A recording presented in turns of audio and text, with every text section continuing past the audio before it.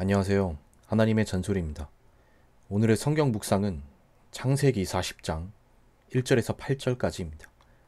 이해가 쉽게 새번역 성경으로 읽겠습니다.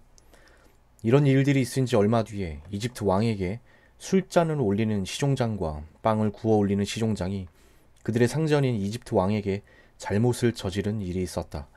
바로가 그 두 시종장, 곧 술잔을 올리는 시종장과 빵을 구워 올리는 시종장에게 노하여서 그들을 경호대장의 집안에 있는 감옥에 가두었는데 그곳은 요셉이 갇힌 감옥이었다. 경호대장이 요셉을 시켜서 그 시종장들의 시중을 들게 하였으므로 요셉이 그들을 받들었다. 그들이 갇힌 지 얼마 뒤에 감옥에 갇힌 두 사람, 곧 이집트 왕에게 술잔을 올리는 시종장과 빵을 구워 올리는 시종장이 같은 날 밤에 꿈을 꾸었는데 꿈의 내용이 저마다 달랐다. 다음날 아침에 요셉이 그들에게 갔는데 요셉은 그들에게 근심스런 빛이 있음을 보았다. 그래서 요셉은 자기 주인의 집에 자기와 함께 갇혀 있는 바로의 두 시종장에게 물었다. 오늘은 안색이 좋아 보이지 않습니다. 왜 그러십니까? 그들이 그에게 대답하였다. 우리가 꿈을 꾸었는데 해몽할 사람이 없어서 그러네. 요셉이 그들에게 말하였다. 해몽은 하나님이 하시는 것이 아닙니까? 나에게 말씀하여 보시기 바랍니다. 방금 읽었던 본문은 요셉이 감옥에 갇힌 이야기의 일부분이지만 전후 내용을 요약하며 이렇습니다. 요셉은 경호대장 보디발이라는 사람의 집에 종으로 팔려갔고 그 보디발의 아내가 요셉에게 동침하자고 유혹합니다. 요셉은 그 유혹을 뿌리치고 뛰쳐나갔는데 오히려 그 여자는 요셉이 자신을 겁탈하려 했다고 거짓말하고 요셉은 억울한 누명을 쓰고 감옥에 갇힙니다. 그리고 이집트 왕에게 술잔을 올리는 시종장과 빵을 구워 올리는 시종장이 왕에게 잘못한 일이 있어서 요셉이 갇혀있는 그 감옥에 따라 갇힙니다. 경호대장 보디발은 요셉에게 감옥 안에서 시종장 두 명의 시중을 들라고 명령합니다. 며칠 뒤에 요셉은 시종장 두 명의 표정에 근심이 있음을 보고 안색이 좋아 보이지 않는다고 말합니다.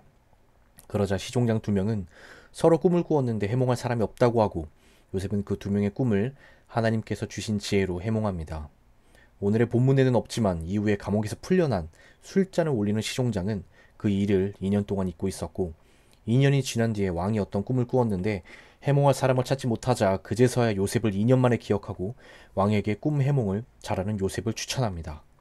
그리고 요셉은 왕의 꿈을 하나님께서 주신 지혜로 해몽하고 왕은 요셉을 그 나라의 총리로 임명합니다.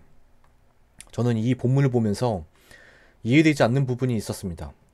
자신이 종으로 팔려갔던 그 집의 주인인 경호대장 보디발의 아내를 털끝만큼도 건드리지 않았는데 그 여자가 오히려 요셉이 자신을 겁탈하려 했다고 말해서 요셉은 억울하게 감옥에 갇힌 상태죠.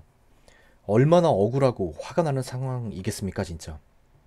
그렇다면 감옥에서 하나님을 원망하면서 자신의 인생에 대해 한탄하고 있어야 하는 건 아닌가요?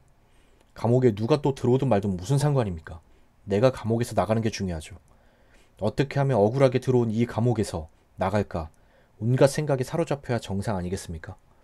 아무리 경호대장이 그 두 명의 시중을 들라고 명령했어도 저라면 그냥 시키는 것만 할 것 같습니다. 시키는 것만 딱 하고 내 자리로 돌아가서 내 고민만 할 것 같습니다. 누가 누굴 걱정합니까 지금? 설령 시종장 두 명의 표정에서 근심이 보였다고 하더라도 당연한 거 아니겠습니까?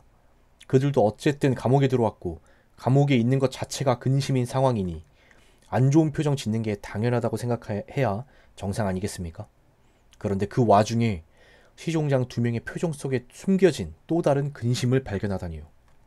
그리고 오히려 안색이 왜 좋지 않냐고 질문하다니요.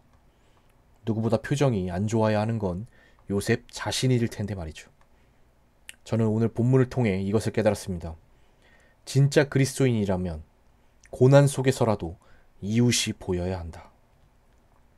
요셉이 시종장 두 명이 감옥에 들어오든 말든 표정이 어떻든 아예 신경을 안 썼다면 그들의 꿈을 해석할 기회도 없었을 것이고 풀려난 시종장이 왕에게 요셉의 이야기를 할 일도 없었겠죠.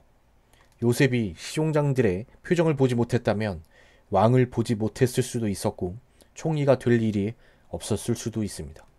여러분, 우리는 그동안 고난 속에서 무엇을 바라보고 있었습니까?